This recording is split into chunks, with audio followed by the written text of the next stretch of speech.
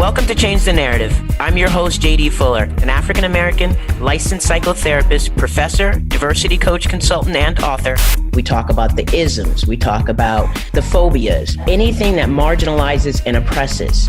Everything we are not and everything we are is because of fear. Through a mental health lens, we'll have difficult conversations with celebrity guests, political activists, and everyone in between. Our mind will tell us whatever we want to believe, but the truth lives in the body, and that's where change occurs. Are you ready to change the narrative? Garrison Hayes is a content strategist, social media marketer, diversity and inclusion consultant, and a brand consultant. He is currently DEI at Greenhouse Software, and he helps companies amplify diverse voices through powerful video content. He was also a Mogul Top 100 DEI Leader of 2021. Garrison is a content creator serving thumb-stopping educational content to a 260,000-plus follower community. He is a history devotee and a natural storyteller. Welcome, Garrison Hayes. So, Garrison, first of all, welcome. Thank you.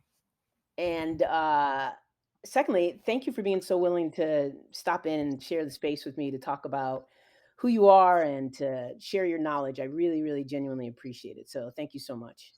Thank you for having me on. Absolutely. So please give us a highlight reel of your journey to becoming a TikTok influencer. It's kind of interesting. Like the term influencer is fraught, right? Like it's full of so much baggage that I don't typically describe myself in those terms. I typically describe myself in the most clinical, straightforward way possible, which is content creator. And I think that definition or that term is really important because I've been a content creator for a very, very long time on different platforms and in different spaces. I made my very first short film just for my friends and family when I was like 14 years old. I jumped on YouTube back in 2006 and grew an audience there and then went off to college eventually and lost touch with all of that until coming into pastoral ministry, which I was a pastor for some time. And while I was a pastor, we would create videos for our congregation throughout the week. Then the pandemic hit, and that was no longer just like an extra thing that we would do, but the only way we were able to really gather people is virtually. And so making video content, I almost feel like I kind of gave that away at one point in my life, and it kind of came back to me. And so I say all of that to say that just the journey to getting to uploading my first video on TikTok was a long and winding road full of content creation along the way. And so I think that's given me a little bit of practice and a little bit of time with communicating with people and figuring out how people receive what you have to say, which I think has helped with growing an audience, which is maybe the influencer part that you're speaking to. It's helped with growing an audience on that platform. I appreciate that you clarify the difference because obviously, at least in my mind, content creator is much more admirable. I mean, maybe I'm being bougie, but it is more admirable in my eyes than being an influencer. However, influencer is more popular. And Mhm. so, to be both, I would imagine isn't too shabby right now because Yeah. it has served you well. So I don't Yeah. know that you want this one for the other, but I do appreciate the clarification. I think it's actually important for people to understand the difference. I think, in my opinion, one is the content creator is more educated in terms of knowledge and what they're presenting. They've actually have some stuff behind it. Whereas the TikTok, I get more lost on Insta than I do TikTok because TikTok is to me, as much as I do find people on there, it's still people who will act like they know more than they do. And particularly if you're in the field, it's just insulting. Yeah, no, that's for sure. I think you're right that like the term influencer comes along with, as I said earlier, the baggage, but the baggage specifically is like these people are almost curating a life that isn't real, right? That's kind of what Yes. how influencers make us feel is like I know that every single day and every single meal isn't like this picture perfect moment. Yeah. Whereas I think content creator is broad enough to include people like you and I who Yeah. are really trying to bring valuable, Mhm. educational, informative, hopefully transformational information and content to the market and to offer that. And it's not that I have everything together. I just Right. know enough to put together a really, really succinct 3-minute video about this topic. And I'm not pretending to know, I'm not, a scholar. I'm not pretending to Mhm. do that. I'm just wanting to share this most pertinent part. And that's been, I think, a helpful kind of differentiation, especially when it comes to building credibility. I think there's a great deal of skepticism toward Mhm. influencers and those who are positioning themselves as influencers.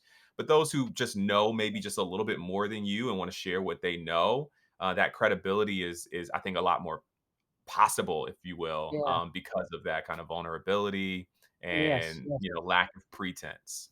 Yeah. No, I appreciate that. That's a great way to put it. For myself, I'm an educator and I'm a therapist, and I really, at this age and stage of my life, get such a thrill out of you and the younger people doing what I didn't have the platform to do when I was younger. So I feel like it's my place to lift your voices and to share with different people what you all are saying because it is so important. And I appreciate the creativity, but I really myself, and maybe it's my age group, appreciate the value of what you're saying more than I do the dances that someone's doing while they're saying it. I really appreciate, the content. So that's the difference for me. So I appreciate the clarification. I Now, appreciate it. look, I know that the pandemic was a lot for you and it changed your life. Would you mind talking a little bit about that?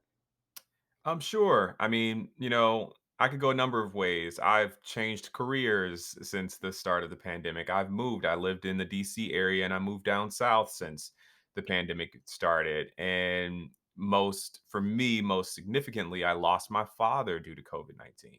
There are so many ways that my life has changed Yeah. since March of 2020, when this thing became the most important part of everyone's life or lives, for the Mhm. last 2.5 years. And so yeah, I can go down any number of those roads. It's at the time of this recording, we're very close to the 1 year anniversary of losing my dad, and so I think about him a ton.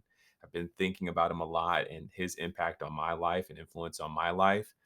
And it also, for me, makes me think a lot about the presumably millions of other people whose lives have been impacted by the over 1 million deaths from COVID and more. And so all around the world, people's lives have been, changed in ways that we can never fully account for and never fully, reckon with. I think we will continue to reckon with the impact of COVID-19 and this pandemic for many, many years to come. And so Right. I say all that to say that, to your question, Yeah. it's changed my life a lot. Yeah. Well, I appreciate thank you for being vulnerable about your father's passing. And I would appreciate you saying another sentence about it because I did see you speak on it. And I think it was powerful to talk about the naysayers and the disbelievers and how it personally impacted your life. I think that's important. Do you mind saying something about that, about your dad's passing in No, honor? yeah, I don't mind sharing about that. Going into I remember early on in the pandemic, the conspiracies were crazy. It was like, oh, this thing is from 5G. And of course, there were the Bill Gates people and all. And it's just kind of like out of left field. The ideas, the conspiracies that people were coming up with around this virus, that was just difficult to understand. And they wanted to make sense of it all. And I always saw that as a, significant threat. I thought most eminently it was a threat to our democracy. But Mhm. and I think that still remains to be Yeah. true, but more, that's kind of on an existential level. On a Mhm. personal level, it became a threat to the health of my family when I saw those exact same conspiracies really like influencing the way that people behaved and moved and what they chose to do with, like, when it comes to like masking and all the and gathering, all these things that are things that we have to do on a personal level. Like, you have to make those personal decisions to kind of watch out for your own health and for the health of others. Those can't be legislated, unfortunately. It can't be, like, it has to be something that you believe yourself in. And when those beliefs or that, not the information that, hey, this is an airborne upper respiratory disease that people get by being around each other and breathing air, not from some cell phone signal, not from some it's just another illness that you probably should understand, but maybe you don't. When all that's being clouded by the conspiracies, I think it's just incredibly difficult for people to make sound decisions. And so I give that kind of background because my father was a part of a community, a religious community that did not take the pandemic seriously, that did not believe that this virus was, didn't believe it posed a threat that it posed, and then once that became kind of hard to prop up, it became that, oh, this is just all kind of a conspiracy to get to this vaccine, and so we don't trust the vaccine. And so my dad was in a religious community like that, and I've obviously been reflecting on that a lot, and I don't intend to blame any one person, right? I don't. Yeah. That's not necessarily the thing that I'm trying to do here.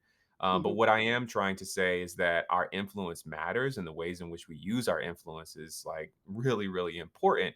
And so to have people within that religious community sharing false information, disinformation, I'm living with the results of that. Yeah. They've moved on with their lives. They've been able to kind of keep going, and that conspiracy was totally debunked and wrong, and this thing didn't come to pass. But okay, anyway, moving on to the next conspiracy. Right. Whereas there are people, not just my father and me and my family, but hundreds of thousands of other people who kind of exist in the same exact space where they're still reckoning with the weight of that disinformation and the impact that it had. And so, that I can share that as the cerebral That's kind of it. things that I think about, right? But I can Yeah. also share the emotions of just pain and difficulty of losing someone that you love. And so I hope that gets to your question. That is so incredibly generous of you. Thank you so much. I just think it's important for people to hear the personal stories because there's still a lot of naysayers and still a lot of,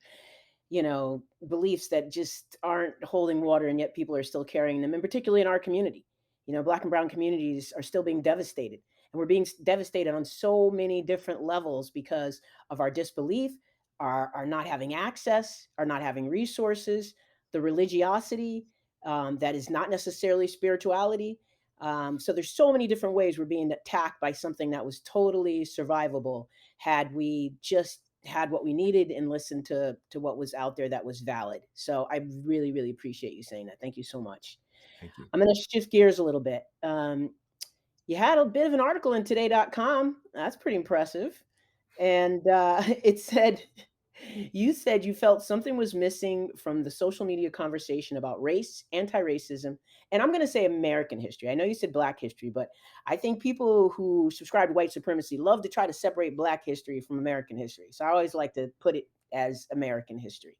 Um, and I agree with you so much so. Those of us who have been on the front line for over 15, 20 years trying to remove the stigma of mental health and educate people on American history, you hit us with that one because it's absolutely so true, and appreciate that was the thing that brought you through the pandemic to social media. You said you wanted to tell untold history lessons. Can you just elaborate on that a little bit?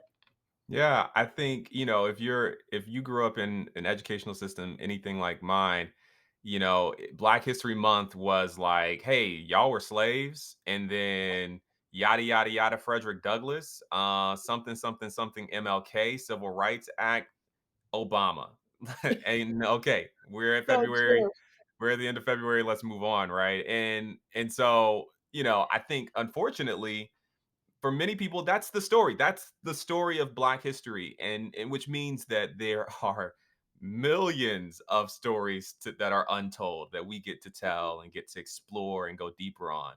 But more important, but in conjunction with that, I won't say more importantly, I Yeah, think that our, in order to understand where we are today, we have to see where we've come from, right? thank Like our past informs the present moment. It's all bearing down on the very present moment. And so until we are able to really look back and reckon with and understand the past, we will not understand where we are now. And we certainly won't understand where we're going. And so in unearthing those untold stories, I am simply trying to help us understand where we are and how we got here so that we can chart a better way forward. I couldn't agree with you more. Once again, you're speaking my language. The past informs the present and guides the future. And without a piece of the past, there's definitely a piece missing the puzzle. We feel the trauma, but we don't have the story. And when you don't have the story, you don't get to have access to any properties that have to do with thriving on a more consistent and healthy level, which is why we are constantly in survival mode and why we are at odds with white supremacy and the collusion of the lack of information. So, agreed. Completely Yeah, agreed. And it was interesting and helpful to read. Just I always like to know a little bit more about people than what they show on TikTok. So I was thrilled to find that article. That was really cool. it's awesome. Uh, so I there's so much to go through that you've put out there, and so I decided to grab a few that you highlighted on your TikTok and have you say a little bit about it. So one of your posts and TikToks talks about the question, and I love the way you phrase this: how do white people become white people? You said you said whiteness is a robber. Can you say more about that? Yeah, I think that white people unfortunately are socialized to rarely examine their own racial identity. They don't think of themselves as racialized beings. And so by posing the question, how did white people, aka what is understood to be the norm, become white people, aka taking that outside of the realm of the norm and objectifying it, right? Objectifying whiteness. How did you become this thing? Um, and so that's why I pose that question that way. And the reason why I say that it's a robber is because we know that whiteness is a political identity at its core. It's something that has been constructed, it's socially constructed and socially upheld. And that social construction has not always been inclusive of the people who identify as white today. And Hmm. so it's by to become a white person or for a group to become white as collectively, there are things that must be robbed from that identity. Irish people and Germanic people and Polish people all have to lose. Italian people as they come to America, they all have to lose touch with something, some part of their original ethnic identity in order to be absolved into the collective melting pot of whiteness. And so that's what I mean when I say it's a robber. I think the history of how these disparate groups of ethnic folks who just happen to have light skin but very little in common, how they all conglomerated into what we identify today as white or whiteness or white people is Hmm. fascinating. The history is absolutely incredible. And so I reference a book by Nell Irvin Painter called The History of White People, very aptly named book. And I highly recommend all white people, but even non white people to check that out. So, and I just want to clarify, only people of color, people from the global majority can say non-white. That's the disclaimer. um, uh, you know, yeah, so that's amazing. It's great. I love how you phrased it and how you educated about it.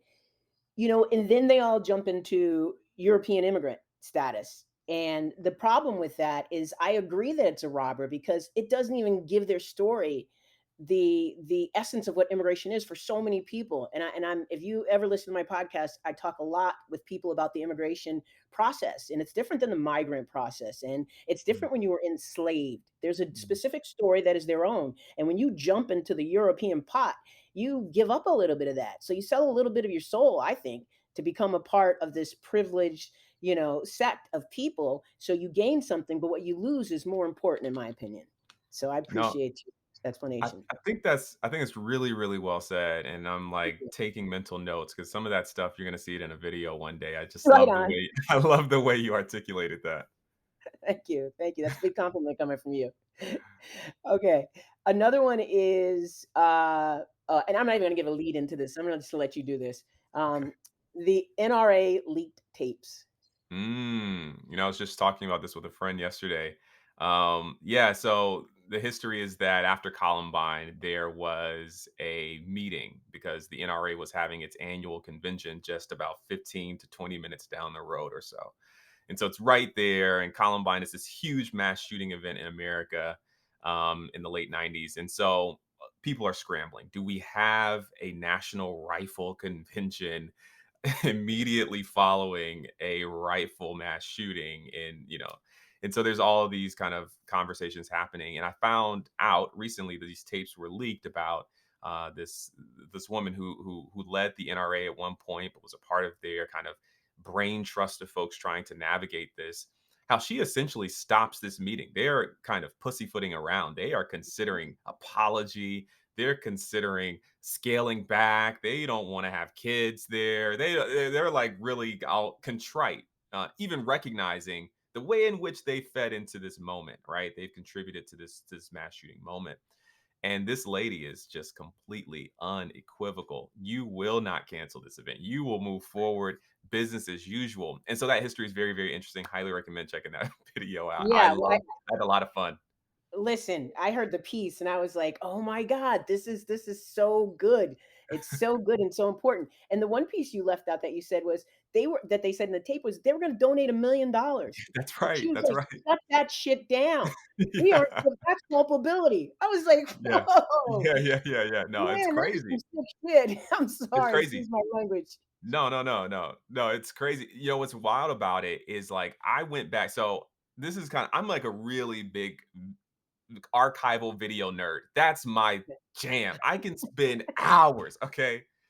Hours just lost in the archives. I just love it. I love that video's been around for long enough that we can look back so far into the past and see how people were moving and Yeah, talking and engaging. I'm just so fascinated by it. Okay, I say that to say I end up going down a rabbit hole of watching like all of the NRA conventions on C-SPAN's website. It's all there for free. You can watch it. And so I watch like all of them.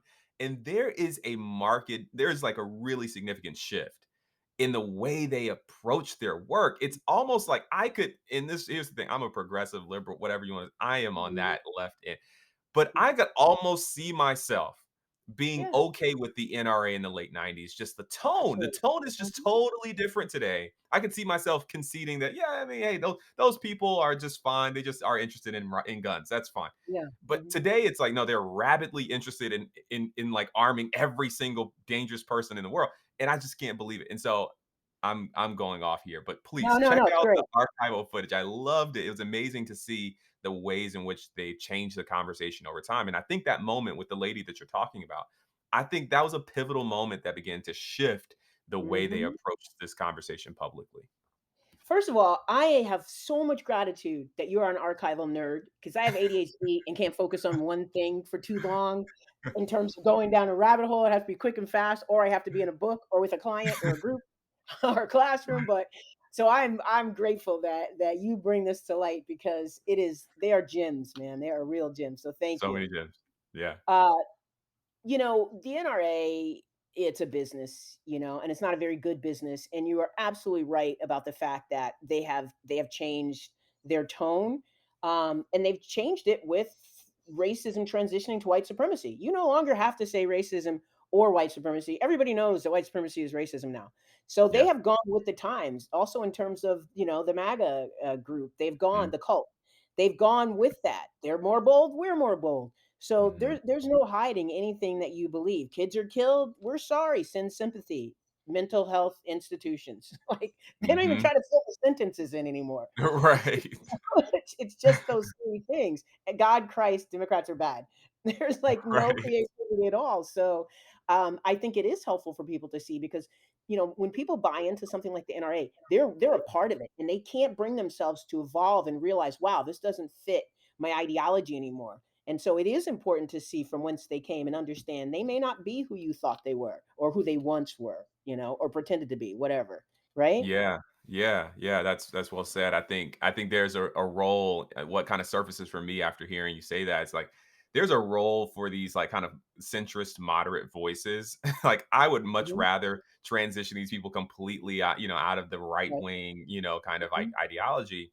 But the centrist voices that I have a certain level of respect for the most are people who are saying like, no, things have changed. There was a time where being conservative or wasn't synonymous with fascism. Like it wasn't just Right. like one-to-one thing like we have today. Right. And so those centrist voices can be really helpful for kind of revealing exactly what I've kind of Yeah. discovered in watching these things, watching like archival footage or watching the old conventions. It's like, oh man, Mhm. there is like a significant shift. It's not just in my head.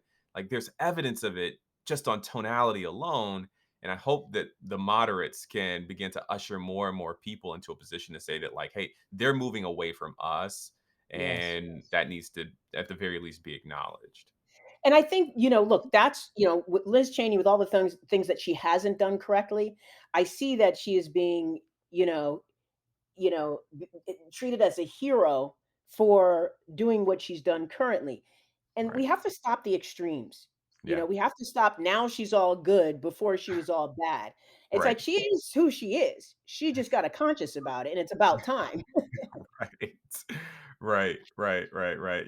In many ways, I think what's happening with the former president is throwing, it's overshadowing a lot of the groundwork that Republicans have been doing for so Right. long that led to the kind of the, for them a win on the Supreme Court. I think it's a huge L for women, but for them, that's the thing that they've been working toward for so long. And a lot of that is the work of like a longitudinal kind of strategy, like Exactly. long game for sure. And the things that the former president is doing like really overshadows and distracts from that. And so I think Yeah. it's I can't necessarily give them credit because I disagree with their long game, right? I Right. can't give Liz Cheney credit because she's still an Exactly. instrument for the long game, right? Thank But you. you're right that people are kind of a little blinded by that in the moment. But I do think that they play at the same time. All that to say, I think they play a role in the way that we are hopefully able to move people further and further away from that chasm Right. of like abject fascism that it seems as though we're barreling toward. I hope so. I mean, one would hope, right? Um, okay, so it's great to hear someone else talk about white liberals advancing the white supremacy agenda. Thank you. So will you say a bit about the great replacement theory and the white liberals part and how that's been advanced? Sure. Yeah. So I made a video about the way that kind of liberal news media talked about the United States Census. And it was actually probably one of my most misunderstood videos. Like I got a lot of people I just got the sense that they didn't understand what I was trying to say there. So thank you for the opportunity to hopefully Yeah, great. clarify for anyone who's Awesome. wondering. When we talk about the United States Census, there is a category for people who identify as white. And there are kind of like actually a few different ways in which that category is sliced. There's the people who identify as white only. Mm, And then there are people who identify as like white Hispanic, right? right, That even though that terminology is a bit outdated, but that's what's right. on there, right? So kind of these white identifying groups, and people slice them out in different ways. And my point is that the liberal news media, if you will, after the census data came out, many of them what I believe to be was advancing the racial purity politics of white supremacy by completely excluding those who identify as white but come Mhm. from Latino or Latin Right. or Hispanic backgrounds. And those people, a lot of them, a lot of like white passing Mhm. Latin people walk around as white people. Like, let's be very, very clear. They operate in the world as white people. And you can think about Emilio Estevez and Cameron Diaz and a Right. number of other people who fit that description. Ted Cruz, right? You can think of a ton of people who really operate in this world as white people, live Mhm. with white privileges, in many ways vote white, vote with the white majority, right? Yeah. And yet, when we look at the census data, somehow they're excluded from this group. And so that's how you come to the conclusion that white people are diminishing. That's the only way, is to exclude all those people who are very likely living white lives, but Mhm. somehow don't get grouped into this category of whiteness currently, only when it's convenient. But anyway, that's a different story. They exclude those people, and that's how you can come to the conclusion that white people are like, diminishing in population. But the reality is, if you include those people who identify as white, all white identifying people, the number of white people in this country has actually gone up. And so I think that the great replacement theory is predicated in many ways on that lie, on that belief that Right. the white population is diminishing. But the data actually doesn't bear that out. And Yeah. so I think we should examine why it is that we think it's okay to go along with white supremacist narratives, that there is a racial purity, that there is a true white group of people who are Right. racially pure and white only, and those people are distinct and different from others who have like Hispanic, who are from Spain or Yeah. Cuba, right? Yeah. No, I think that's incredibly important, as everything else that you've said. The reality is that, the great replacement theory and what you're saying, it feeds the fear. And anything that feeds the fear feeds the extreme. And it's not helpful. It's not helpful. I mean, I remember research that I did years and years, probably 20 years ago, that said, by 2030, the global majority will actually be the global majority. Well, they've got it down to 2024 now with the Yeah, with the fear that's yeah, that's feeding this. Yeah. And what does that really mean anyway? It's like the financial power is the only thing that matters. So we can't get laxed in feeling like the global majority is gonna be running things if we don't take hold of this financial reign and spend within the global majority and stop feeding the financial wealth of the, people who run white supremacy essentially or benefit from it. Yeah. So I think it's extremely important to Yeah. differentiate and understand. Thank you. I think so. So, look, clearly I could go on for another hour with you. So I'm really hoping you will come back. I have a couple more questions, but I already feel like, oh my God, this needs to be another show because you are so interesting and I really value everything that you're saying. So I'm going to pick and choose from these last few, and I mean that sincerely. I don't just say that. I have people on who I respect greatly, and I definitely respect you. So thank you for what you do. Thank you. Yeah, I mean that. Okay, so the one I think I want to go to is because I think this involves people who work hard for their money, and so I think it's important for people to hear. It's the history of tipping in America. You know, Yeah. so So tell us that a little bit, would you? sure, sure. So I learned actually this from the podcast Throughline. They have an episode called Land of the Fee, which talked about tipping, and it talked about the history of tipping and how tipping really is directly connected to American racial hierarchy beliefs, at least in America.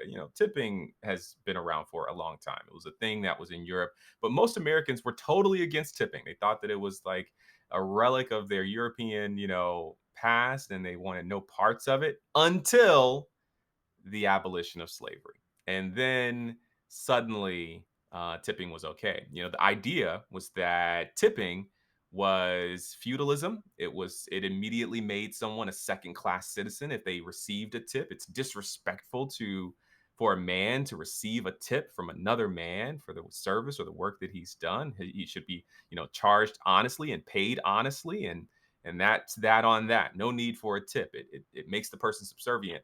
And then they abolished slavery, and the beliefs around racial hierarchy that already existed became more economically embedded into this, not only into like our way of doing things, but into the psyche. And so it's like, oh yeah, tipping is expected. We can tip because these people are beneath us. It's fascinating. It's fascinating that switch was like so Yeah. quick and so easy to document. So I highly recommend checking out Throughline. Okay. Phenomenal podcast just in general, but that Yeah. episode, Land of the Fee, is really, really good. And you know, I every time I hear that, it's like new information. I hear a new piece that I hadn't heard before. And the thing about it is the how people feel about tipping. Like you didn't do good enough, so I'm gonna tip you less. Like it's so hierarchical. Yeah, You don't deserve it. So they deserve being underpaid and they don't deserve your appreciation no matter how little they did just showing up. I mean, the tip what people make under their tips is an insult and it's it not is. a living wage. So I think it's really important for people to understand how they feed into, how they buy into, and then continue to feed into a system that no longer works. No, I Um, think that's it's horrible. You have said something that I have been saying for years, which is, um, you know, I'm gonna summarize it. That basically everything that is problematic, you're convinced that everything that is problematic in society has racist roots in America, and I absolutely believe that as well. right. It's so scary that you can trace it, pretty directly to the history of enslavement. So I wanted you to say something about the whitewashing of country music. You don't have to get into it a lot, but just say a little bit about it because I think that's a perfect example. Yeah, I think you're totally right. I actually have an appreciation. I can't quite say I love country music, but I have an appreciation for country music. There's a lot of good country music out there, Mhm. and I've always felt, here's the transparency, but I've always felt a little guilty about that. It's almost felt like I Yeah, was like venturing outside of like my territory, right? Like, right. oh, I shouldn't like this. These people are terrible, but there's a direct connection to my West African roots. Now, I'm an African American. I'm a descendant of enslaved people, but if you go back far enough, my people came from West Africa, like most all other African American people. And I had no idea until, in the very recent years that the banjo is a West African instrument. Unbelievable. It's unbelievable. It's like, how did I not know that Yeah. we brought that our ancestors brought the Mhm. banjo here? Yeah. And in the foothills of Appalachia, we're playing that banjo and teaching other people how to play and singing old Negro spirituals and collaborating with these Appalachian folk songs. I mean, the history of country music is actually the history of like racial congruence, like black and white people coming together in a really powerful way. But of course, anti-blackness and white supremacy have boxed black people and many Mhm. other people of color completely out of the genre. And only recently are they starting to Mhm. reclaim this art form that was co-created at best. And, you know, I think that's an appropriate way to describe it, but heavily influenced by African people. I think you're being generous when you say co-created. But for the sake of time, I will go Yep. along with that. Yep. Um, all right, so look, listen, I'm a bit late hopping on the Garrison fan bus because I'm on Insta more than I am TikTok. But please give everyone your handles so they don't miss the bus because I'm loving the ride for real. So please tell people where they can find you. No, thank you. You can find me on Instagram at Garrison H. I actually lead with that because that's probably the place where I have the most authentic interactions with folks that I am meeting online. And so connect with me over there at Garrison H. But I'm also on TikTok at Garrison Hayes, my first and last name. Awesome. Twitter at all? Twitter, at Garrison_Hayes. I've actually been tweeting so much more in the last few weeks, mainly because I took kind of a break from TikTok and Instagram over the summer. So Twitter Yeah. was my outlet. So you can find me over there as well. Would love to, and that's another place where I love to interact with people. Awesome. And then anything on YouTube? I do have a YouTube channel. I'm really trying to launch into that, and so you can get in early. And it's Garrison Hayes. I think probably the easiest way to find me on YouTube is to click the link in my bio on Instagram or TikTok. There should be an easy way to click to my YouTube channel. And most importantly, your link tree. Give me your link tree because that's where everything is. It's a good question. You're putting me on the spot here, so Sorry. it's gonna Sorry, be Garrison. it's probably just gonna be my first and last name, I'm guessing, but All I right, look it have up. to read it That's up. what editing is for. Look for it. Okay, so my link tree is // Garrison or /Garrison H. There So you it's the go. same as my Instagram. Easy. Okay. You know what? I want everybody to know where to find you everywhere all the time. So that's why I Thank you. push it. Thank you. Look, I truly believe that you are the future of DEIJ. And so I want to get my prejudice out of the way, and I want you to present your perspective before we leave here today. So I feel like DEIJ. I'm so sick of the letters. I feel like it's becoming so homogenized. It's turning into something that diversity was once 100 years ago when I started doing diversity training. It was something new, innovative, innovative. We tried to figure it out, and then it became diversity. And now I feel like that's what's happening with DEIJ. But I want you to put your spin on it because clearly you have a voice that's important and that needs to be heard. So talk to us a bit about what you're doing in your work that feels like it's progressive.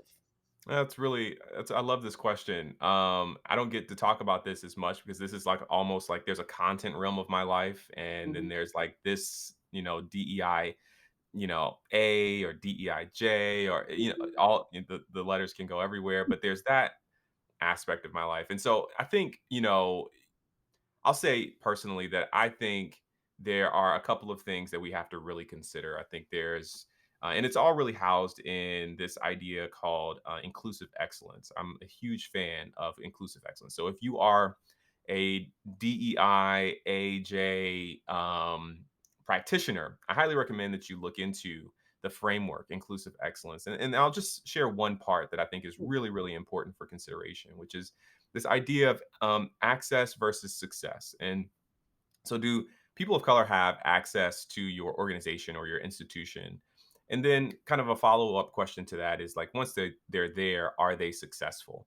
I think it's a really, really important kind of conversation to have internally for both for, and much of my work has been with educational institutions, but even outside of the education world, thinking about success in the organization. Are they progressing?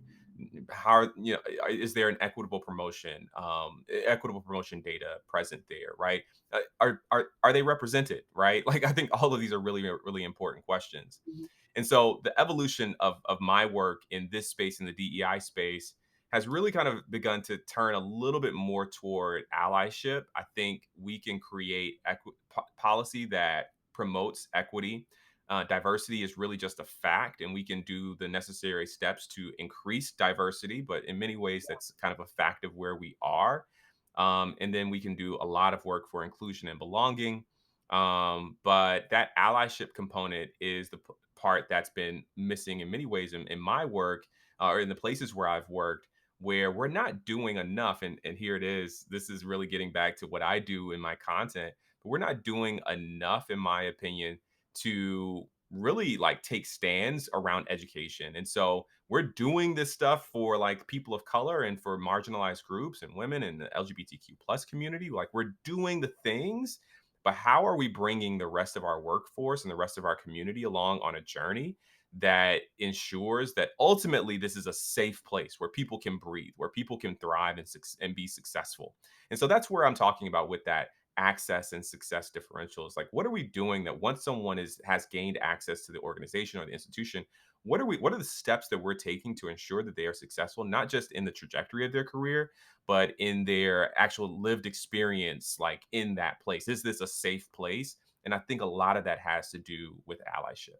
It's kind of a long So answer, but I hope that was helpful. no, no, no, it's great, it's great, and I just I wanna tweak it for how I use language and offer Sure. it to you and Sure. invite you into it, which is I Absolutely. think allyship is problematic because it sets people up to sit back and watch and visit and just be on the periphery, and I feel like we have to charge, white people with more of an active action role, and more of an ab abolition type mentality where it's my job to do it, not my job to hang out along with while you do it.